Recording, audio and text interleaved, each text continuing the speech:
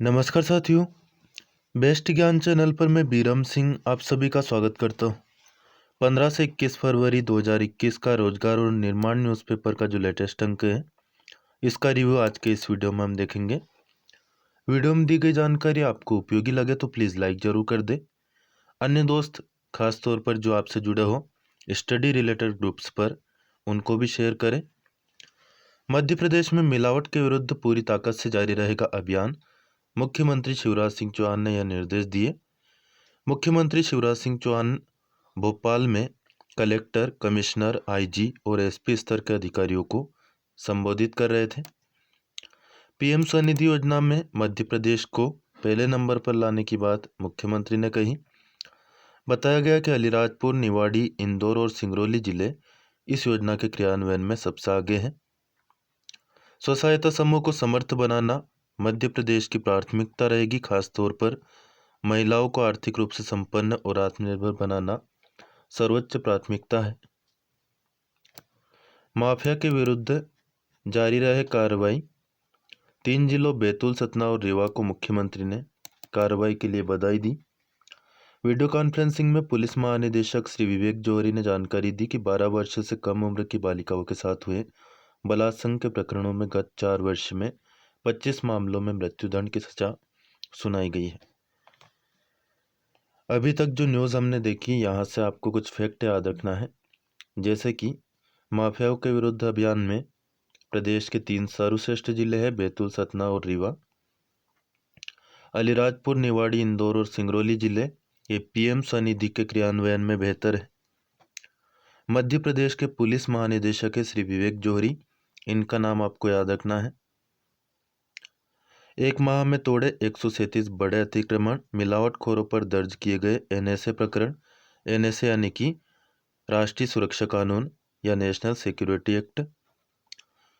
यहाँ पर एक मुस्कान अभियान की बात की गई है कि जनवरी 2021 में संचालित ऑपरेशन मुस्कान के फलस्वरूप कुल 2632 बालक बालिकाओं की जानकारी प्राप्त कर उन्हें परिवार तक पहुँचाने का कार्य किया गया है। तो इस ऑपरेशन का नाम है ऑपरेशन मुस्कान, जो कि बच्चे या बालक खो जाते हैं या बालिका खो जाती है, उनको वापस ढूंढने से संबंधित है। मिलावटखोरों पर दर्ज किए गए हैं एनएसए प्रकरण। उपार्जन और उपभोक्ता कल्याण की बात करें तो मुख्यमंत्री ने प्रदेश में धान उपार्जन कार्य और किसानों को किए गए भुगतान की जानकारी प्राप्त की। मुख्यमंत्री ने मुरैना कलेक्टर से बाजरा खरीदी संबंधित शिकायतों पर दोषियों के विरुद्ध कार्रवाई करने को कहा। विद्यार्थियों के शैक्षणिक सुधार के लिए विशिष्ट आवासीय विद्यालय बनेंगे। इनकी संख्या रहेगी 126। इन विद्यालयों में 64,000 से अधिक प्रतिभाशाली विद्यार्थियों की पढ़ाई का इंतजाम होगा। जनजातीय क्षेत्रों में संचालित इन आवासीय विद्यालयों में 64 एकलव्य आदर्श आवासीय विद्यालय, 54 कन्या शिक्षा परिसर और 8 आदर्श आवासीय विद्यालय संचालित हो रहे हैं। केंद्र सरकार द्वारा पिछले वर्ष चयनित 12 एकलव्य आवासीय विद्यालयों में सीबीएसई मापदंड के अनुसार प्रति शिक्षण संस्था को 2 करोड़ 4 लाख रुपए की राशि मंजूर की गई है। प्राप्त राशि में से 32 एकलव्य विद्यालयों में विद्यार्थियों को आधुनिक तकनीक से शिक्षा दिए जाने के लिए एक स्मार्ट रूम का भी निर्माण किया गया है। प्रदेश के 118 विशिष्ट आवासीय विद्यालयों के शैक्षणिक सुविधा को बढ़ाए जाने के उद्देश्य से 116 निर्माण कार्य मंजूर किए गए हैं। ऑडिटोरियम का निर्माण की बात करें तो प्रदेश के 30 एकलव्य आवासीय विद्यालयों में ऑडिटोरियम भवन का निर्माण किया जा रहा है।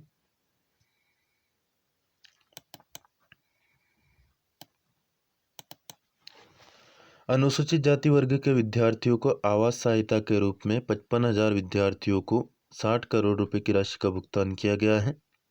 विभाग जो है अनुसूचित जाति विभाग के द्वारा यह योजना चलाई जा रही है। जिन बच्चों को छात्रावास स्थान अभाव के कारण नहीं मिल पाता है, उनको इस योजना के तहत सहायता दी जाती है, आवास सहायता। इस योजना में भोपाल, इंदौर, उज्जैन, जबलपुर और ग्वालियर में अध्ययन करने वाले महाविद्यालयीन विद्यार्थियों को 2,000 रुपये दिए जाते हैं, जो कि कॉलेज में पढ़ते हैं उन विद्यार्थियों को। अंदर के पृष्ठों पर हम देखेंगे खेल चर्चा, सामयिकी चर्चा में और पिछले सप्ताह का घटनाक्रम। वीडियो को पूरा देखिए ताकि पूरी जानकारी आपको मिल पाएगी। अच्छा लगे तो लाइक जरूर कर देना। मध्य प्रदेश में 2023 तक जल क्रांति लाने के संकेत मुख्यमंत्री ने दिए। प्रत्येक ग्रामीण परिवार को मिलेगा घरेलू नल कनेक्शन। कब तक? 2023 तक। कुल 1,21,00,000 से अधिक ग्रामीण परिवार इस योजना से लाभान्वित होंगे। स्वच्छ पेयजल से स्वास्थ्य की स्थिति में भी सुधार होगा। इस पर 44,260 करोड़ रुपए का व्यय होगा। मध्य प्रदेश में जून 2020 से मिशन का क्रियान्वयन शुरू हुआ है। 15 अगस्त 2019 को ही प्रधानमंत्री नरेंद्र मोदी के द्वारा जल जीवन मिशन की घोषणा की गई थी। सिंचाई अधोसंरचना विस्तार में कृषकों की सहमति महत्वपूर्ण है। मुख्यमंत्री शिवराज सिंह चौहान ने नर्मदा नियंत्रण मंडल की बैठक को संबोधित करते हुए यह बात कही। 69वीं बैठक थी। योजनावार कार्यों की समीक्षा की गई, जिसमें छेगांव मखान उद्वहन सिंचाई परियोजना, अलीराजपुर उद्वहन माइक्रो सिंचाई परियोजना, इंदिरा सागर परियोजना के अंतर्गत बड़वानी जिले में टनल निर्माण, बरगी व्यपर्तन परियोजना की स्लिमनाबाद टनल के कार्य, डीमरखेड़ा उद्वहन माइक्रो सिंचाई परियोजना की समीक्षा की गई। कई योजनाओं के कार्य अभी तक पूरे हो चुके हैं, जिनमें नर्मदा मालवा गंभीर लिंक, हरसुद माइक्रो सिंचाई परियोजना, अपर वेदा दाई तट नहर, ओंकारेश्वर नहर चरण 4 सिंचाई तथा उज्जैन देवास उज्जैन पाइपलाइन का कार्य पूर्ण कर लिया गया है। इससे 1,50,000 हेक्टेयर से अधिक क्षेत्र में सिंचाई क्षमता का विस्तार होगा। बढ़ते हैं पेज नंबर 2 पर और देखते हैं क्या है इसमें कुछ खास।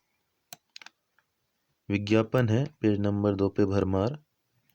बाकी जो काम की चीज़ें हैं वह हम यहाँ से ढूंढने का प्रयास करते हैं। प्रेस विज्ञप्ति जो जारी की गई है यह टेंडर के संबंध में है। यश कॉलेज ऑफ एजुकेशन, इसमें रिक्वायरमेंट है असिस्टेंट प्रोफेसर की, कॉमर्स के 4, पॉलिटिकल साइंस 1, सोशियोलॉजी 1 और कंप्यूटर साइंस 2।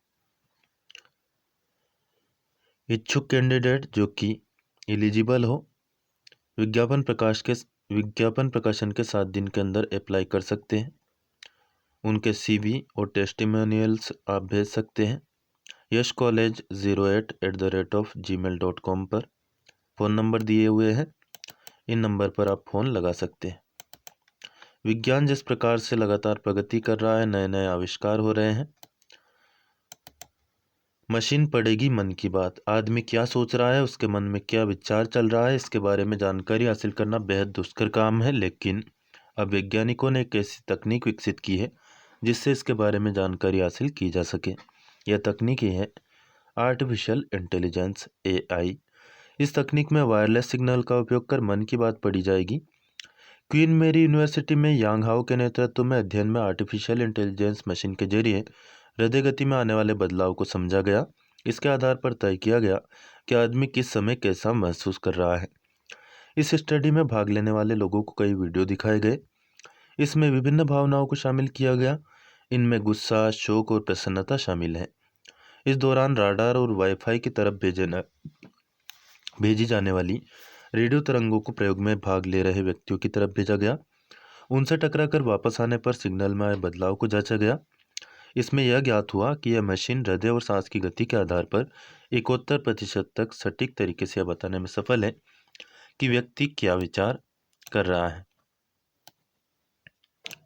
संपादकीय में यहाँ पर जलाभिषेक कार्यक्रम के बारे में जानकारी दी गई है, तो आइए देख लेते हैं क्या है जलाभिषेक कार्यक्रम। जलाभिषेकम स्थानीय ही नहीं राष्ट्रीय महत्व का कार्यक्रम है। जल ही जीवन है और जगत के अस्तित्व का आधार भी है। किसानों की आय को दोगुना करना प्रधानमंत्री मोदी का संकल्प है। मुख्यमंत्री शिवराज सिंह चौहान द्वारा जन भागीदारी से किए जाए जल संरक्षण कार्य निश्चित तौर पर कोविड काल में इसका महत्व और बढ़ जाता है। रक्षा मंत्री श्री राजनाथ सिंह ने जलाभिषेकम अभियान के अंतर्गत प्रदेश में निर्मित 57,000 से अधिक जल संरचनाओं का वर्चुअल लोकार्पण किया। इस कार्यक्रम में भोपाल से मुख्यमंत्री शिवराज सिंह चौहान उपस्थित थे। केंद्रीय कृषि और किसान कल्याण तथा ग्रामीण विकास और पंचायती राज मंत्री श्री नरेंद्र सिंह तोमर ने कहा कि मध्य प्रदेश नेतृत्व, प्रबंधन और कई योजनाओं में देश में प्रथम है।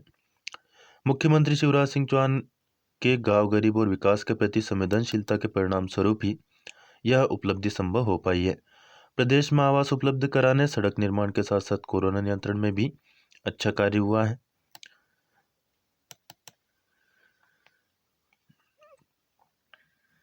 मुख्यमंत्री ने कहा कि प्रदेश में कोरोना काल में 57,653 जल संरचनाओं का निर्माण हुआ। इनमें 53,517 मनरेगा में और 4,136 वाटरशेड क्षेत्रों में बनी।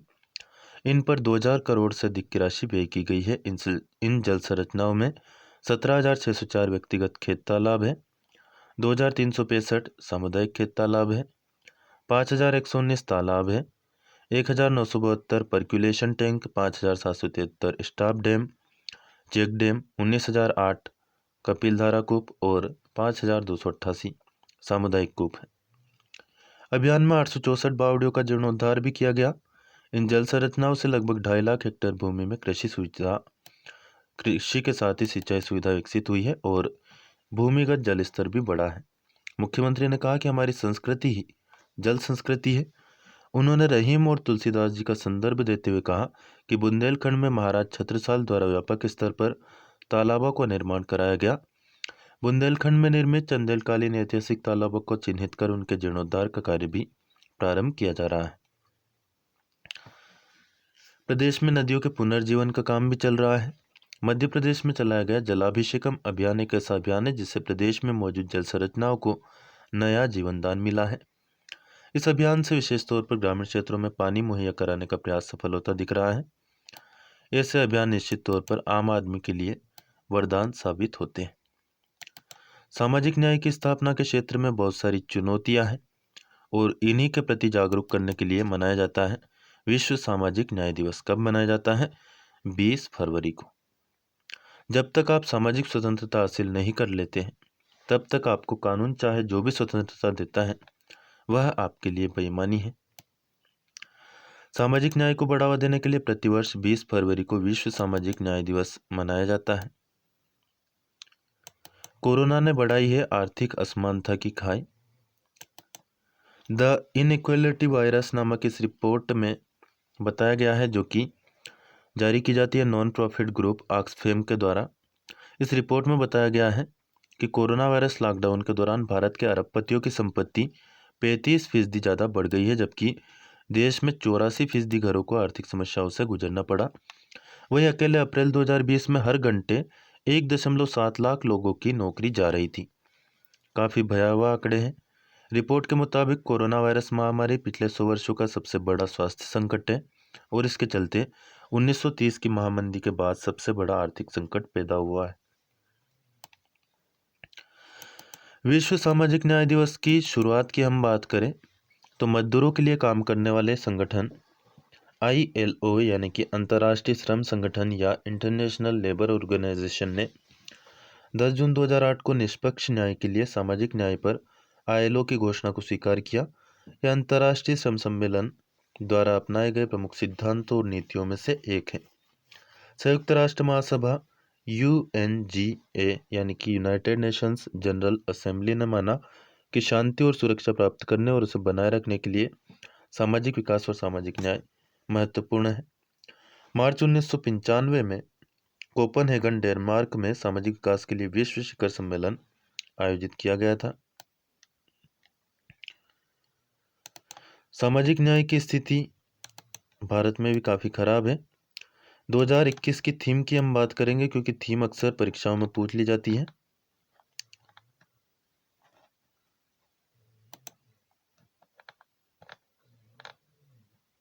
चलिए, सॉरी, ये थोड़ा सा गड़बड़ हो गया कुछ। चलिए, हम बात कर रहे थे विश्व सामाजिक न्याय दिवस की। तो इस बार की जो थीम है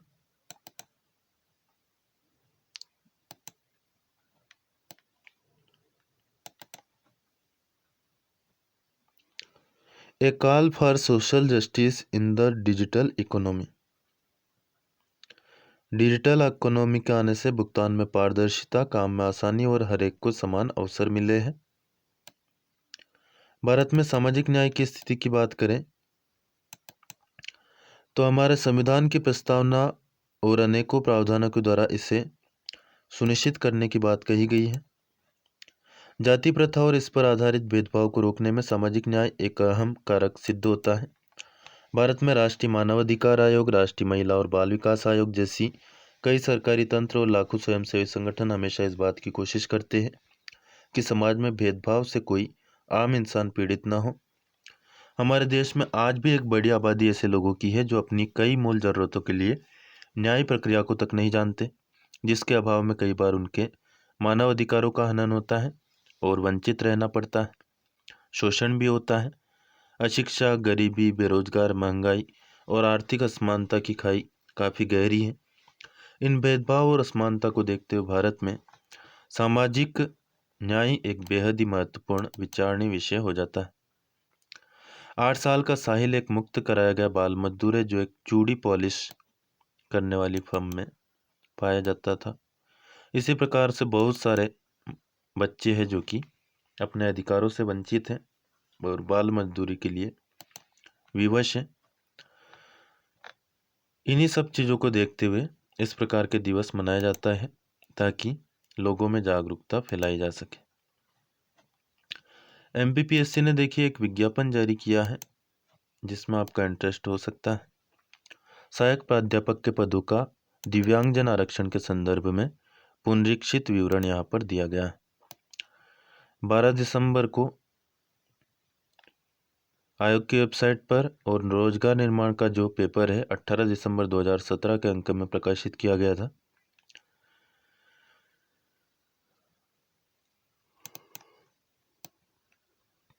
पदों की संख्या में यहाँ पर पुनरीक्षण किया गया है, कमी या वृद्धि की गई है। यदि आपने यह पेपर दिया हो या इसके लिए अप्लाई किया हो तो आप यहाँ पर देख लीजिएगा वीडियो को रोक करके या फिर स्क्रीनशॉट ले करके।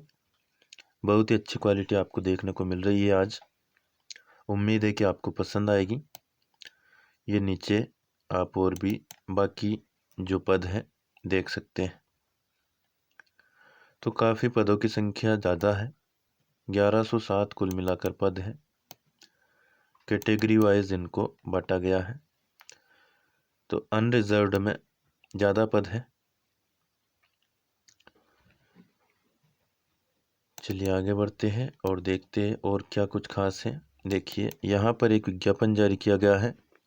सामाजिक न्याय और निःशक्त जन कल्याण विभाग मध्य प्रदेश शासन हेतु सहायक संचालक संवर्ग के रिक्त पदों की पूर्ति के लिए यह विज्ञापन है। इसके लिए अप्लाई करने की लास्ट डेट रहेगी 14 मार्च 2021। आयोग कार्यालय में अभिलेखों सहित आवेदन पत्र जमा करने की अंतिम तिथि रहेगी 26 मार्च 2021।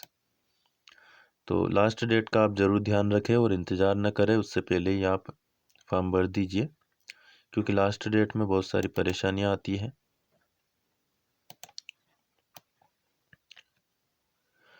रोजगार कार्यालय का भाई जीवित पंजीयन इसके लिए अनिवार्य रहेगा। शैक्षणिक योग्यता की बात करें तो MSW अथवा मनोविज्ञान में स्नातकोत्तर उपाधि हो।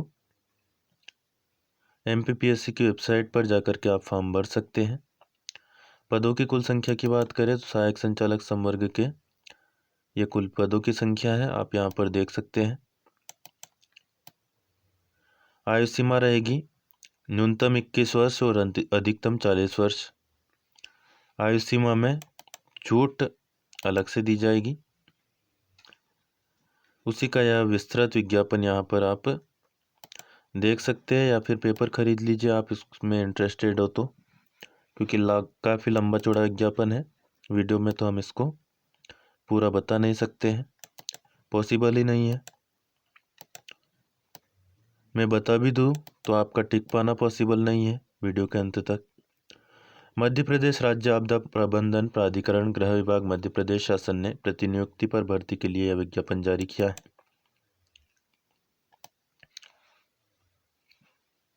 पैतृक विभाग के माध्यम से यह आवेदन आमंत्रित किए गए हैं। उप संचालक 2 पद, सहायक संचालक 2 पद, सहायक लेखा अधिकारी, स्टेनोग्राफर 1 पद और भृत्य का 1 पद, कार्यालय सहायक सह कंप्यूटर ऑपरेटर और स्टेनोग्राफर के भी पद है। स्टेनोग्राफर 1 पद और कार्यालय सहायक 7 पद।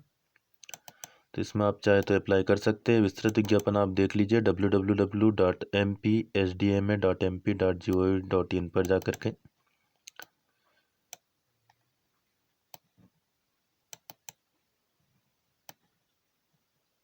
चलिए आगे बढ़ते हैं। एमपीपीएससी द्वारा एक और विज्ञापन जारी किया गया है। क्या बात है भाई, एमपीपीएससी को खुली छूट मिल गई है सभी प्रकार की भर्तियों की। यहाँ पर चिकित्सा अधिकारी के रिक्त पदों की पूर्ति के लिए भी एमपीपीएससी ने विज्ञापन जारी किया है। लास्ट डेट रहेगी 14 मार्च और आयोग कार्यालय में अभिलेखों सहित आवेदन पत्र जमा करने की लास्ट डेट रहेगी 26 मार्च। अनिवार्य शैक्षणिक योग्यता है एमबीबीएस या भारतीय चिकित्सा परिषद द्वारा मान्यता प्राप्त कोई समतुल्य अर्हता। वांछनीय अर्हता होगी मध्य प्रदेश चिकित्सा परिषद में स्थायी पंजीयन, रोजगार पंजीयन अनिवार्य रहेगा। एमपीपीएससी की वेबसाइट पर जाकर के आप फॉर्म भर सकते हैं। रिक्तियों की संख्या आप यहाँ पर देख लीजिएगा। ये कुल रिक्तियाँ है। एसटी के 253 पद, ओबीसी के 401 पद, ईडब्ल्यूएस 73 पद, कुल मिलाकर 727 पद है। आयु सीमा अधिकतम 65 वर्ष। चयन प्रक्रिया इंटरव्यू के आधार पर चयन होगा। एमपीपीएससी की वेबसाइट पर जाकर के और भी अधिक विस्तार से जानकारी आप प्राप्त कर सकते हैं। चलिए आगे बढ़ते हैं। त्रुटि सुधार प्रक्रिया भी यहाँ पर दी हुई है। Page number 10। पेज नंबर 10 पर वापस से एक विज्ञापन जारी हुआ है जो कि एमपीपीएससी का ही है। वाणिज्यिक कर विभाग द्वारा यह विज्ञापन जारी किया गया है राज्य सेवा परीक्षा के लिए। तो जो कॉमर्स के स्टूडेंट हैं उनके लिए काफ़ी अच्छी अपॉर्चुनिटी है। वाणिज्यिक कर विभाग, अच्छा पहले यह विज्ञापन प्रकाशित हो चुका है, उसी के बारे में यह शुद्धि पत्र है। पद यहाँ पर संयोजित किए गए हैं वाणिज्यिक कर विभाग में।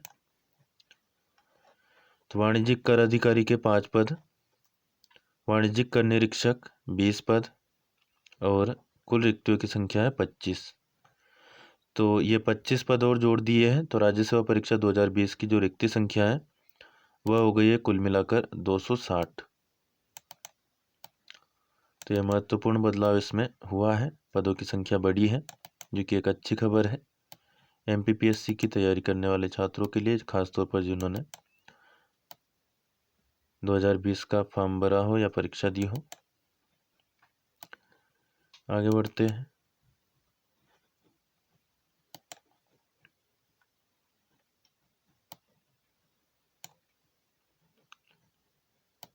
पता नहीं यार ये क्या करता था।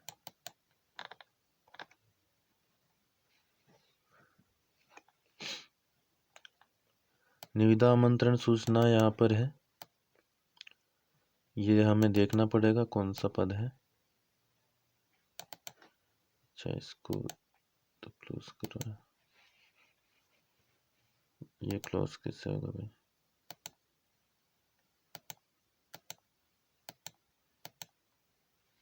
ठीक है,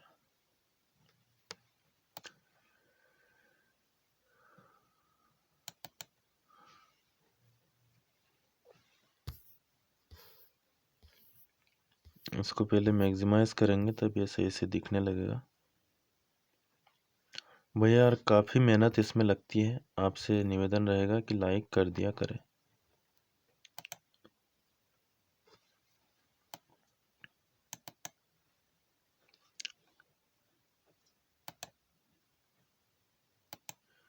एनएचएम यानी कि राष्ट्रीय स्वास्थ्य मिशन में बहुत सारी भर्तियां खुली है, देख लीजिए।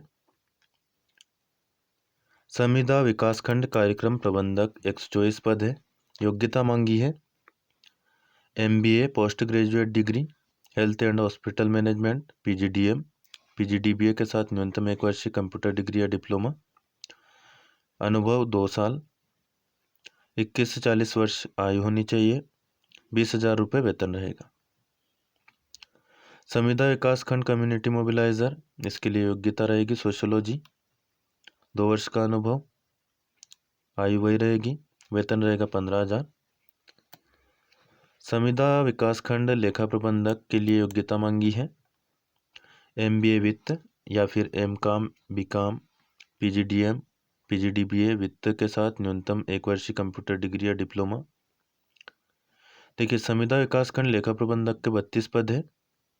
न्यूनतम 2 वर्ष का कार्य अनुभव मांगा है, जिसमें से 1 वर्ष स्वास्थ्य के क्षेत्र से हो और 12 पद है संविदा जिला चिकित्सालय लेखापाल के। इसमें भी योग्यता वही है, अनुभव भी वही है, वेतन भी वही है। पद के नाम बस अलग है और पद की संख्या अलग है। आवेदन सेम्स लिमिटेड के वेब पोर्टल www.sams.co.in के माध्यम से किया जा सकता है। लास्ट डेट है 25 फरवरी 2021। उससे पहले अप्लाई कर दें। यहाँ पर ये आरक्षण की जानकारी दी गई है कि आरक्षण इस प्रकार से होगा, देख सकते हैं आप इंटरेस्टेड हो तो। 6% पद निःशक्तजन के लिए भी आरक्षित है।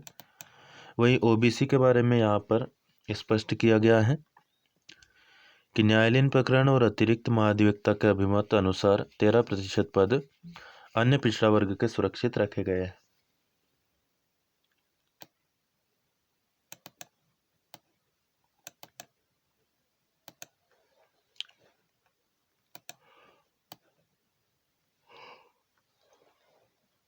अगले पेज पर टेंडर की जानकारी है।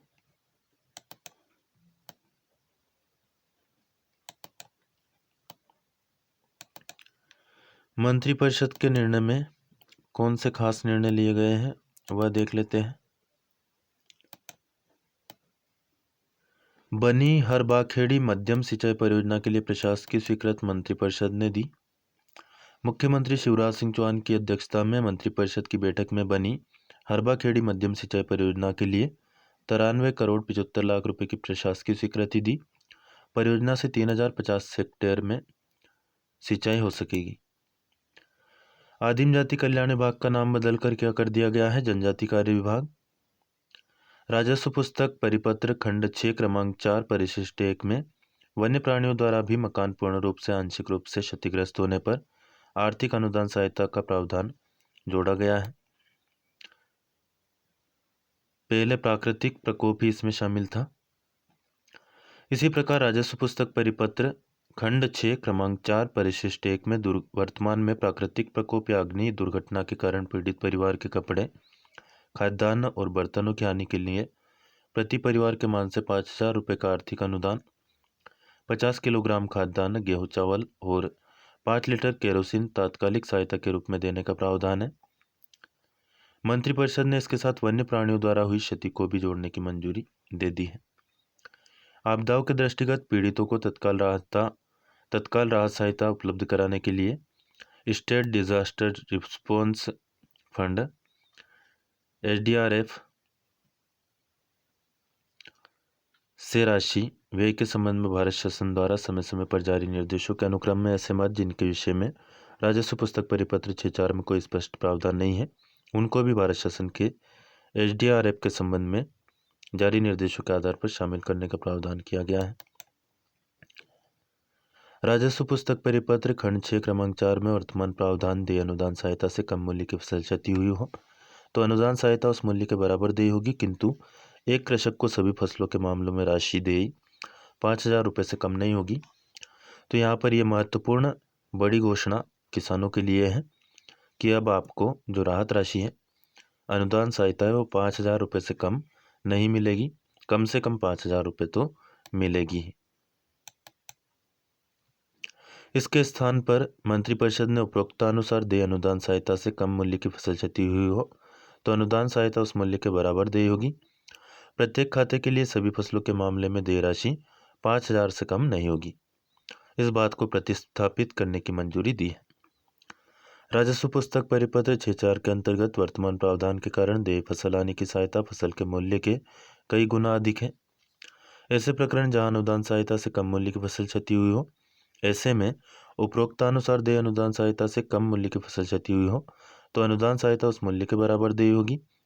मंत्रिपरिषद ने प्रत्येक खाते के लिए सभी फसलों के मामले में देय राशि 5000 रुपये से कम नहीं होगी प्रावधानित करने को मंजूरी दी है।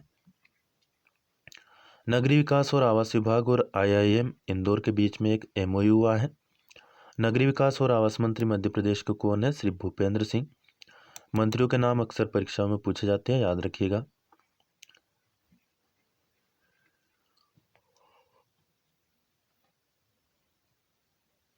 समझौता हुआ है IIM इंदौर और नगरीय आवास और विकास विभाग के बीच में। IIM इंदौर के डायरेक्टर कौन है? श्री हिमांशु राय। इन्होंने कहा कि हमें उद्देश्य, उत्तरदायित्व और उत्कृष्टता पर कार्य करना है। नगरीय विकास और आवास विभाग के साथ मिलकर हम मध्य प्रदेश को शहरों के विकास क्रम में शिखर पर ले जाएंगे। मानव सेवा एवं सद्विचारों का प्रकटीकरण है आरोग्य धाम चिकित्सालय। मुख्यमंत्री शिवराज सिंह चौहान ने यह बात कही ग्वालियर में। ग्वालियर में आरोग्य धाम चिकित्सालय और अनुसंधान केंद्र के स्थापना दिवस समारोह को मुख्यमंत्री ने संबोधित किया।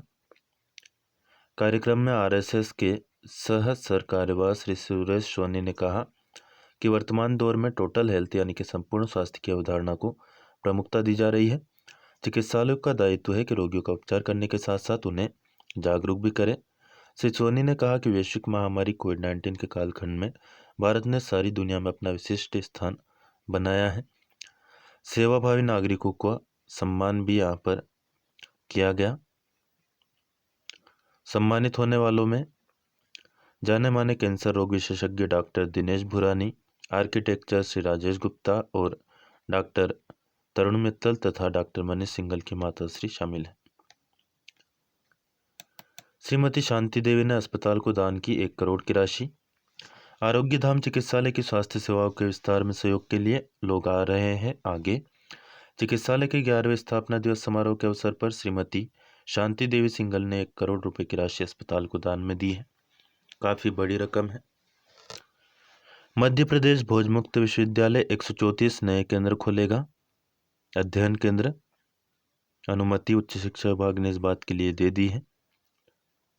16 फरवरी को इस संबंध में कार्यक्रम भी आयोजित हुआ। नर्सरियों के विकास के लिए नोडल अधिकारियों को दी जाएगी जिम्मेदारी। A, B और C 3 तरह से नर्सरियों को बांटा जाएगा। उद्यान के और खाद्य प्रसंस्करण राज्य मंत्री का नाम याद रखिए, श्री भारत सिंह कुशवाहा ने यह जानकारी दी है।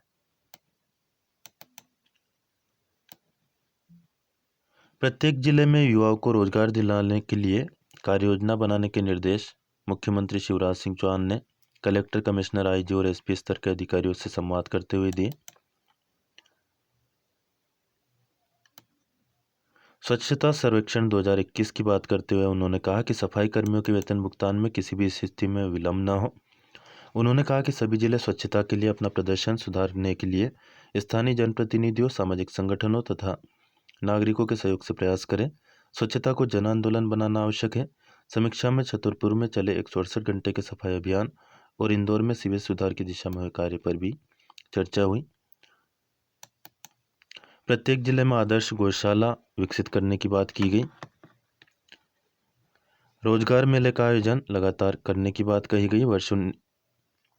गत वर्ष 197 मेले लगे थे। इनमें 53,329 आवेदकों को रोजगार मिला।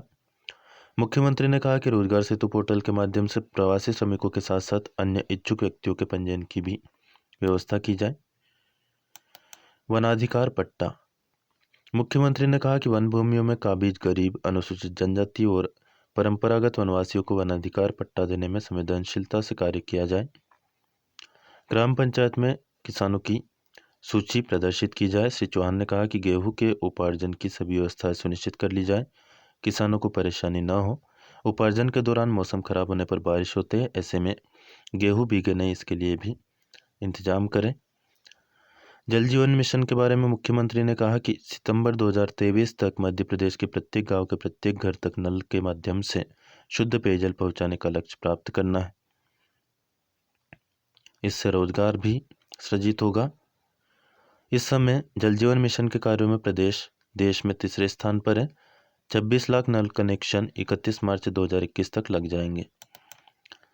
अटल भूजल मिशन की बात करें तो अटल भूजल मिशन के तहत सागर संभाग के 6 जिलों छतरपुर, दमोह, पन्ना, सागर, निवाड़ी और टीकमगढ़ के 9 विकासखंडों नौगांव, राजनगर, छतरपुर, पथरिया, अजयगढ़, सागर, निवाड़ी, पलेरा और बलदेवगढ़ को शामिल किया गया है।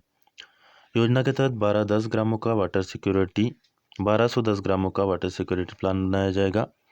मुख्यमंत्री ने जनप्रतिनिधियों के सहयोग से भूजल स्तर बढ़ाने की इस योजना का सफल क्रियान्वयन के निर्देश दिए। नर्सरियों के विकास के लिए नोडल अधिकारियों को जिम्मेदारी दी जाएगी। ये खबर हम पहले ही पढ़ चुके हैं।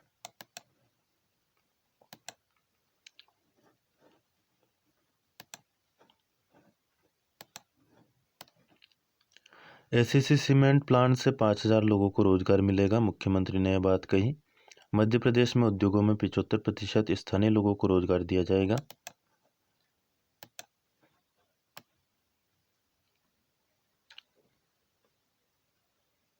दो 2022 तक यह जो प्लांट है इसका निर्माण कार्य पूरा हो जाएगा। इस प्लांट से लगभग 5000 लोगों को प्रत्यक्ष या अप्रत्यक्ष रूप से रोजगार मिलेगा। कहाँ पर प्लांट लगा है? तो यह प्लांट लगा है कटनी जिले के कैमोर के ग्राम अमेहटा में। एसीसी लिमिटेड की नवीन इकाई का भूमि पूजन मुख्यमंत्री ने किया। मुख्यमंत्री ने निर्देश दिए कि गांव में आईटीआई खोली जाए। सरकार और एसीसी मिलकर गांव में आईटीआई खोले। कारपोरेट सोशल रिस्पॉन्सिबिलिटी यानी कि सीएसआर के तहत। आर्थिक दशा बदलेगा यह प्लांट। इसमें अंडरग्राउंड वाटर का प्रयोग नहीं होगा, इसलिए इको फ्रेंडली है। इसके साथ ही 33% क्षेत्र ग्रीन बेल्ट रहेगा। मुख्यमंत्री ने कहा कि कैमोर, विजय राघवगढ़ तथा बरही बाईपास निर्माण की व्यवस्था की जाएगी। पिपरिया, बादावन, सुडरी, खतौली मार्ग को भी सुधारा जाएगा। बहादुर बेटी अर्चना केवट का मुख्यमंत्री ने सम्मान किया। अर्चना को सरकार की ओर से 51,000 रुपये की सम्मान निधि दी जाएगी। अर्चना द्वारा बदमाशों को ठिकाने लगाने में अदम्य साहस का परिचय दिया था। मुख्यमंत्री ने कहा कि अर्चना महिला सशक्तिकरण का प्रतीक है। बाकी बेटियों को भी अर्चना से प्रेरणा लेनी चाहिए। मुस्कान अभियान में 40 बेटियां वापस आई हैं। 40 मिनट में खनिज और श्रम मंत्री श्री बृजेंद्र सिंह प्रताप सिंह ने स्वीकृतियां दी। खनिज और श्रम मंत्री श्री बृजेंद्र प्रताप सिंह ने कहा कि अमेठा में एक बड़े प्रोजेक्ट का भूमि पूजन हुआ है। इसका एमओयू सीएम की उपस्थिति में साइन हुआ था, जिसकी स्वीकृति 40 मिनट में दे दी गई। प्रदेश में औद्योगिक नीति तैयार है, जिसके अंतर्गत उद्योगों में 75% स्थानीय लोगों को रोजगार मिलेगा। मध्य प्रदेश में निवेशकों को जो सुविधाएं है उसकी बात सांसद श्री वी.डी. शर्मा ने कही। एसीसी ने यहाँ लगभग 2000 करोड़ रुपए की लागत से प्लान लगाकर बड़ा कार्य किया है, साथ ही अपना सामाजिक उत्तरदायित्व भी निभाया है। नए उच्च दाब बिलिंग सॉफ्टवेयर से एटी बिलिंग शुरू। मध्य प्रदेश मध्य क्षेत्र विद्युत वितरण कंपनी भोपाल के सूचना प्रौद्योगिकी अनुभाग द्वारा उच्च दाब न्यू जनरेशन बिलिंग सॉफ्टवेयर का क्रियान्वयन सफलतापूर्वक किया गया है। इस सॉफ्टवेयर के माध्यम से प्रदेश के लगभग 7,800 उच्च दाब उपभोक्ताओं को बिजली दी जा सकेगी। ऊर्जा मंत्री श्री प्रद्युम्न सिंह तोमर ने मध्य क्षेत्र विद्युत वितरण कंपनी को आईटी टीम की इस उपलब्धि के लिए बधाई दी है। उन्होंने कहा कि उच्च दाब उपभोक्ताओं से वितरण कंपनियों को कुल राजस्व का 50% मिलता है। उच्च दाब उपभोक्ताओं का प्रदेश में आत्मनिर्भर बनाने में महत्वपूर्ण योगदान है। इससे इन्हें भी सहूलियत होगी। वैद्य आपके द्वार, आपके मतलब मरीज के, वैद्य आपके द्वार योजना शुरू होगी।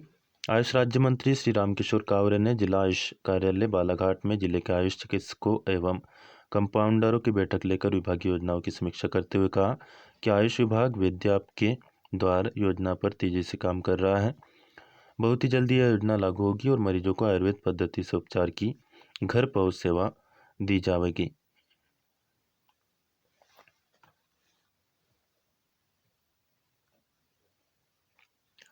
स्वस्थ व्यक्ति के स्वास्थ्य की रक्षा करना ही वेलनेस सेंटर का लक्ष्य है। इसके लिए योग, प्राणायाम, आहार विहार और औषधि पौधों के प्रति आमजन में जागरूकता लाने का काम आयुष चिकित्सकों को करना रहेगा। नवाचारों के माध्यम से विद्यार्थियों को बहुमुखी प्रतिभा संपन्न बनाएं। उच्च शिक्षा मंत्री डॉक्टर मोहन यादव ने स्वामी विवेकानंद करियर मार्गदर्शन योजना के तहत ऑनलाइन प्रशिक्षण कार्यक्रम को संबोधित करते हुए यह बात कही है।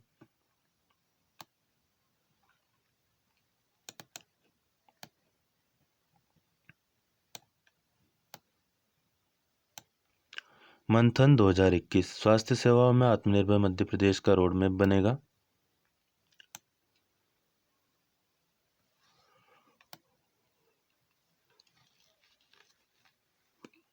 चिकित्सा शिक्षा मंत्री श्री विश्वास कैलाश सारंग द्वारा मंत्रिमंडल के समक्ष इस संबंध में प्रस्तुतिकरण भी दिया गया है। प्रस्तुतिकरण में जानकारी दी गई कि मंथन 2021 में प्रदेश में बेहतर स्वास्थ्य सुविधाएं सुनिश्चित करने के लिए ईज ऑफ हेल्थ सर्विसेज के प्रमुख संकेतक निर्धारित किए जाएंगे। 8 समूह करेंगे इसके लिए विचार मंथन शोध कार्य के लिए। इस मंथन के प्रमुख 8 विषय जो होंगे, 3 वर्षों का रोड मैप तैयार किया जाएगा। ये विषय है चिकित्सा शिक्षा की गुणवत्ता में सुधार के लिए प्रकल्प तैयार करना, चिकित्सा छात्र चिकित्सक और अन्य समवर्गों के कल्याण के लिए मानक तय करना, नागरिकों के लिए बेहतर सुविधा सुनिश्चित करने के लिए ईज ऑफ हेल्थ के संकेतक निर्धारित करना, पेशेंट सेफ्टी एवं चिकित्सा सेवाओं की गुणवत्ता के लिए मानक तय करना, नवीन IT और AI आधारित तकनीक और चिकित्सा यांत्रिकी के उपयोग को प्रोत्साहन, चिकित्सकीय मानव संसाधन की क्षमता वृद्धि और अधोसंरचना विकास के आयाम का निर्धारण, सामाजिक समावेश सहभागिता CSR एवं PPP मॉडल को चिकित्सा क्षेत्र में आत्मसात करना, प्रदेश में मेडिकल रिसर्च को बढ़ावा देना, ये सभी विषय हैं। इसके अलावा चिकित्सकीय शोध को चिकित्सा करिकुलम के साथ जोड़ने, रूरल हेल्थ रिसर्च, मूल्य आधारित चिकित्सा पद्धति को आत्मसात करने के लिए मेडिकल एथिक्स मापदंड को निर्धारित करने और राष्ट्रीय शोध संस्थानों ICMR, DRDO, DBT, CSIR के साथ शोध समन्वय की दिशा में भी प्रयास होंगे।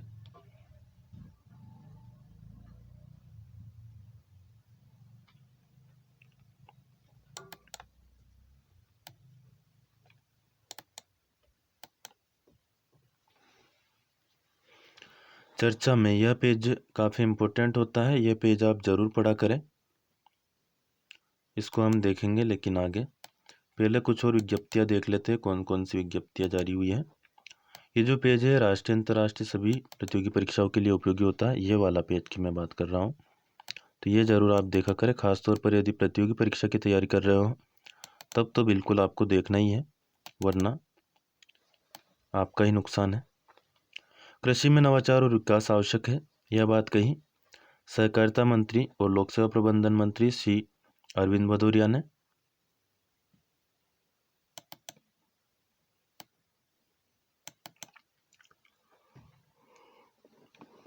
प्रदेश में 4,523 से अधिक प्राथमिक कृषि साख सहकारी संस्थाओं द्वारा किसानों को अल्पकालिक फसल ऋण, खाद बीज और सेवाएं प्रदान की जाती हैं।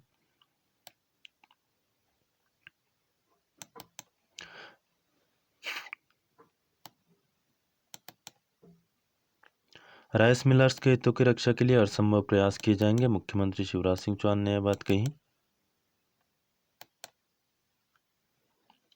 सामान्य हिंदी और इंग्लिश का पेपर यहाँ पर दिया हुआ है, सेपरेट वीडियो में इस पेपर को हम लगाएंगे।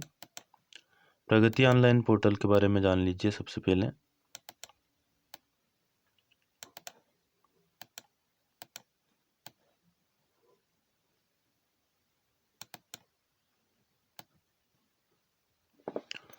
मुख्यमंत्री शिवराज सिंह चौहान ने प्रगति पोर्टल पर ऑनलाइन प्रदेश में प्रगतिरत शासकीय और निजी परियोजनाओं की समीक्षा की।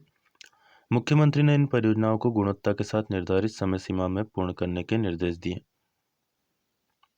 मुख्यमंत्री ने मुख्यमंत्री ग्राम सड़क योजना, स्वच्छ भारत मिशन ग्रामीण 2, Madhya Pradesh rural connectivity project, बीना सिंचाई परियोजना, शामरी मध्यम परियोजना और बंडा सिंचाई परियोजना की प्रगति की समीक्षा की। मुख्यमंत्री ग्राम सड़क योजना की बात करें तो सामान्य क्षेत्र में 500 और अनुसूचित जनजाति वाले क्षेत्र में 250 से कम आबादी के सभी राजस्व ग्रामों को सिंगल कनेक्टिविटी द्वारा पुल पुलियों सहित 12मासी सड़क संपर्क से जोड़ने की मुख्यमंत्री ग्राम सड़क योजना है। योजना का शुभारंभ वर्ष 2011 में 10-11 में किया गया था। इस योजना में 19,709 किलोमीटर के ग्रेवल और BT सड़क सहित कुल पुल पुलियों का निर्माण कर 12मासी एकल संपर्कता बनाने का लक्ष्य है। इसमें 18,609 किलोमीटर की सड़कें 3,377 करोड़ रुपए व्यय कर पूर्ण कर ली गई है। अब तक 95% कार्य पूरा हो गया है। 2011 की जनगणना के आधार पर 1735 अतिरिक्त राजस्व ग्रामों में एकल संपर्कता की आवश्यकता है। इन ग्रामों को जोड़ने के लिए 3676 किलोमीटर सड़कें बनाई जाना है। चालू वित्तीय वर्ष की बात करें तो 140 ग्रामों में 311 किलोमीटर लंबाई की बीटी सड़कें स्वीकृत की गई है। निर्माण कार्य 2021 तक पूर्ण करने का लक्ष्य है। शेष बचे 1595 गाँवों में 3365 किलोमीटर सड़कों को अगले 4 वर्षों में स्वीकृति का लक्ष्य रखा गया है। कुल सड़कों में 942 किलोमीटर लंबाई की कुल 366 सड़कें अधिकतर वन क्षेत्र में बनाई जानी है, जिन्हें जून 2021 तक पूर्ण करने का लक्ष्य रखा गया है। स्वच्छ भारत मिशन ग्रामीण फेज 2। इस मिशन में क्या होगा? पंचायत और ग्रामीण विकास विभाग के अंतर्गत ग्राम पंचायत और हितग्राही द्वारा स्वयं सामुदायिक शौचालय, व्यक्तिगत शौचालयों का निर्माण कराया जाता है। इन शौचालयों का निर्माण मार्च 2021 तक पूर्ण करने का लक्ष्य है। व्यक्तिगत शौचालय निर्माण कार्य नवंबर 2020 और सामुदायिक शौचालय का निर्माण जुलाई 2020 में शुरू किया गया है। आंकड़े आप यहाँ पर चाहे तो देख सकते हैं।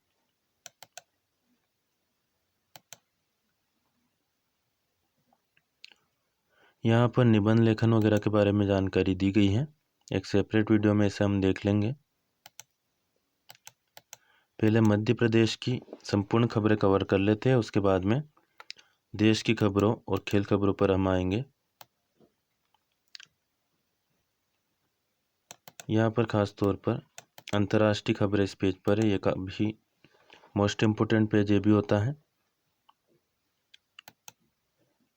वैसे तो पूरा पेपर ही इम्पोर्टेंट है, क्योंकि पूरा सप्ताह भर की खबरें इसमें कवर रहती हैं। एक आध घंटे में आपको पूरे सप्ताह भर की राष्ट्रीय, अंतर्राष्ट्रीय और राज्य घटनाक्रम संपूर्ण मिल जाता है। प्रदेश में 21 करोड़ रुपए की लागत से 7 जल संरचनाएं बन रही हैं। कौन कौन सी? शिवपुरी जिले में भी 7 परियोजनाएं हैं जिनकी लागत 21 करोड़ 30 लाख 73 हजार रुपये है। शिवपुरी जिले के क्रमशः पिछोर, खनियाधाना, बदरवास, करेरा और नरवर विकासखंडों के गांवों में नल के जरिए जल प्रदाय करने की इन योजनाओं पर कार्य हो रहा है। Selection trial. मध्य प्रदेश अकादमी के खिलाड़ियों ने शानदार प्रदर्शन किया।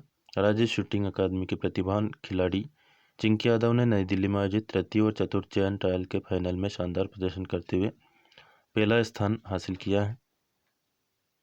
तो चिंकी यादव याद रखिएगा।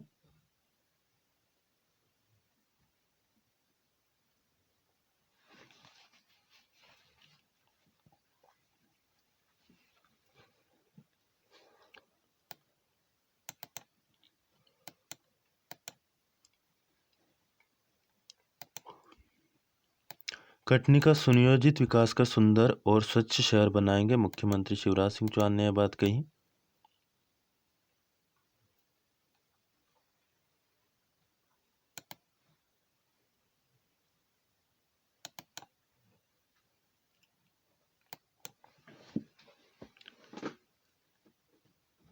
शहरी क्षेत्र की महिलाओं को स्वसहायता समूह से जोड़ने की बात भी मुख्यमंत्री ने कही। कटनी में निर्धारित लक्ष्य 5400 के विरुद्ध 4300 पथ विक्रेताओं को स्वनिधि योजना का लाभ दिया गया है। कलेक्टर प्रियंक मिश्रा ने बताया कि कटनी नगर निगम की पंचवर्षीय रोड मैप की वर्ष 2026 तक 704 करोड़ 73 लाख रुपए लागत की कार्य योजना बनाई गई है।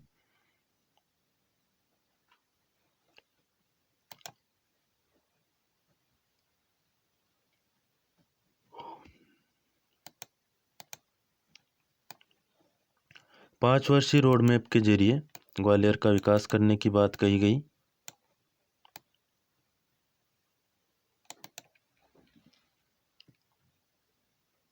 मुख्यमंत्री शिवराज सिंह चौहान ने यह बात कही है। वेस्टर्न बाईपास ग्वालियर का कार्य प्राथमिकता से हो।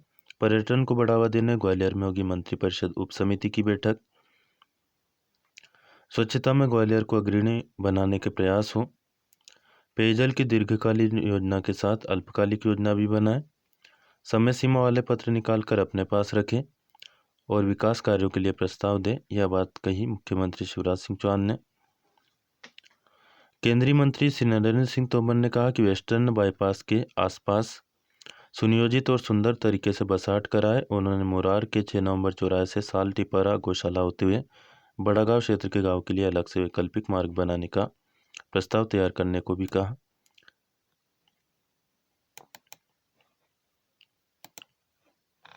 तो यह था दोस्तों संपूर्ण रिव्यू इस पेपर का। 15-20 मिनट में जो शेष बचा हुआ पार्ट है उसको भी हम कंप्लीट कर लेंगे। वीडियो को लाइक, शेयर और सब्सक्राइब करना बिल्कुल ना भूलें। धन्यवाद। जय हिंद, जय भारत।